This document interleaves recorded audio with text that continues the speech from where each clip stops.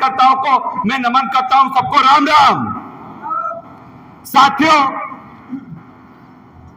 आप सब देख रहे हैं कि ये जो लड़ाई है, ये लड़ाई छोटी मोटी नहीं है। ये जो लड़ाई राहुल गांधी जी इस देश में लड़ रहे हैं, ये हमारे संविधान को बचाने की लड़ाई है। हमारा संविधान क्या कहता है? हमारा संविधान कहता है एक व्यक्ति एक वोट। क्या कहता है? एक व्यक्ति एक वोट, मतलब एक व्यक्ति एक वोट डाल सकता है, उससे ज्यादा वोट नहीं डाल सकता।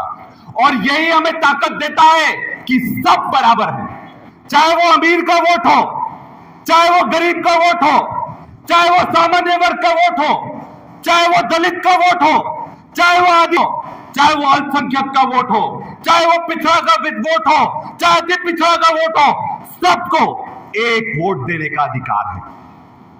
और यही हमारी सबसे बड़ी ताकत है, ये देश की हमारी नींव है कि अगर हम एक वोट दे सकते हैं तो हम लोग सब बराबर हैं। पर दिक्कत कहां आती है? दिक्कत वहां आती है जब हमारे वोट छीनने का, चुराने का प्रयास होता है। एक एक व्यक्ति 10-10 नहीं 100-100 वोट डालने का काम करता है। और जब राहुल गांधी जी ये सवाल चुनाव भाजपा की पैरवी करता है, अरे चुनौती देते हैं, अगर राहुल गांधी जी के आरोप गलत थे तो आप उन पर एफआईआर करो। है दम इतना? है दम राहुल गांधी जी पर एफआईआर करने का? है झूठ को झूठ बोलने का ताकत? चुनाव आयोग राहुल जी पर एफआईआर नहीं करेगा, क्योंकि चुनाव आयोग को मालूम है कि चोरी पकड़ी गई है। हर विधानसभा में 20 से 25 हजार फर्जी वोट है। कितने? अगर ये 20 से 25 हजार वोट नहीं फर्जी होते तो 3 के 3 विधानसभाएं कांग्रेस पार्टी जीत जाती। पर ये जो फर्जी मतदाता हैं, इनके दम पर भाजपा चुनाव जीतने की बात करती है। और यही कारण है कि अमित शाह बोलता है कि हम 50 से 60 साल तक हारने नहीं वाले। ऐसा कोई बोल सकता है क्या? अमित शाह बोलता है कि हम तो 50-60 साल तक कांग्रेस को आने नहीं देंगे। ये जो ताकत है, ये उनकी काम करने की क्षमता पर नहीं है, ये फर्जी मतदाताओं के दम पर ये अमित शाह बोलता है, नरेंद्र मोदी बोलता है। अरे अगर राहुल जी ने झूठ बोला तो मैं चुनौती देता हूं, नरेंद्र मोदी जी आकर बोले कि झूठ बोला। नरेंद्र मोदी जी का एक भी वक्तव्य सुना आपने कि झूठ बोला है? नहीं। भाजपा के लोग ये साबित नहीं कर पा रहे, क्योंकि वो जो आंकड़े हैं वो चुनाव आयोग के आंकड़े हैं।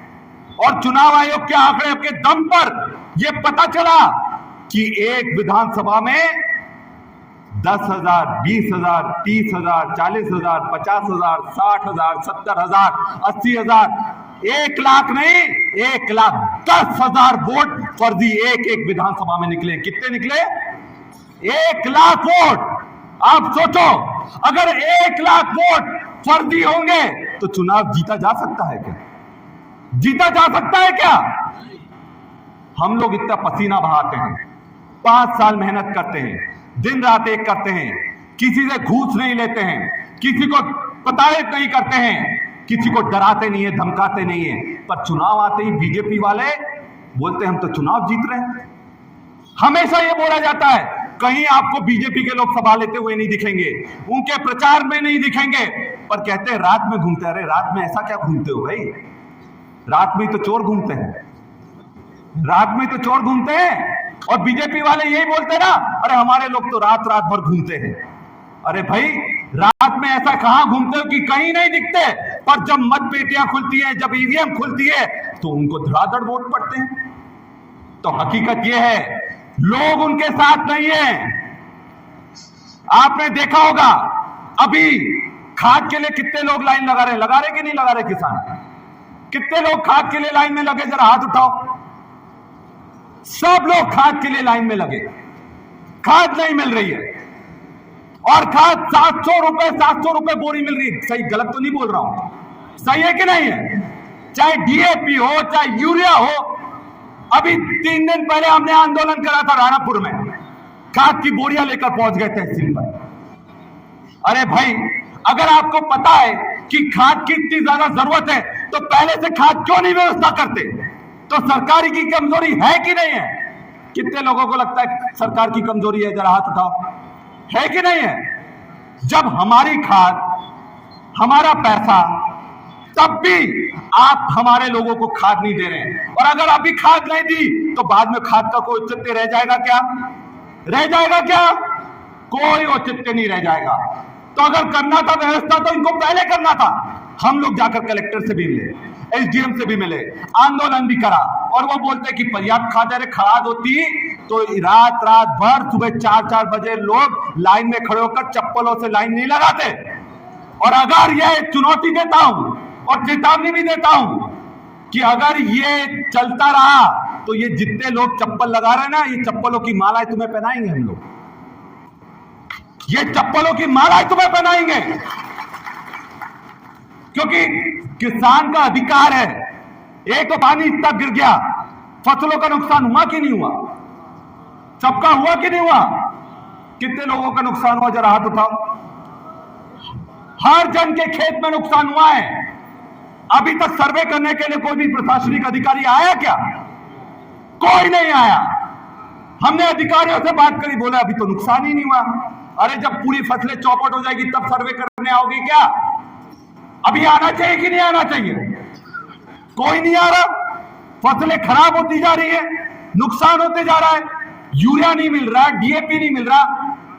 और ये कैसी सरकार है? जब बीज की जरूरत होती है बीज नहीं मिलता, जब यूरिया की जरूरत होती है यूरिया नहीं मिलती, जब डीएपी की जरूरत होती है तब डीएपी नहीं मिलता। आपने देखा होगा एक वीडियो आया भिंड का, आया कि नहीं आया?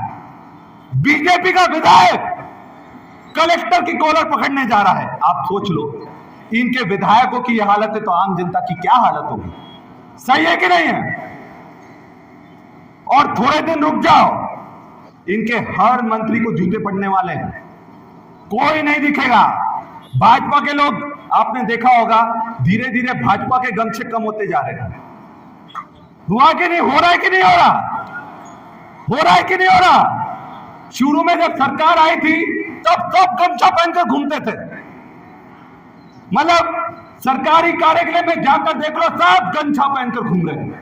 अब धीरे धीरे सारे गमछे छाप होते जा रहे हैं, क्योंकि गमछे वालों को पहले जनता पकड़ रही है, जरा बट यूरिया तो लेकर आ। हो रहा है कि नहीं हो रहा? उनके लोगों को पकड़ रहे, जरा बता तो सही। धीरे धीरे सारे गमछे कम कम होते जा रहे हैं। और आप देखो धीरे धीरे भाजपा की सदस्यता भी लोग छोड़ देंगे, बोलेंगे ये सब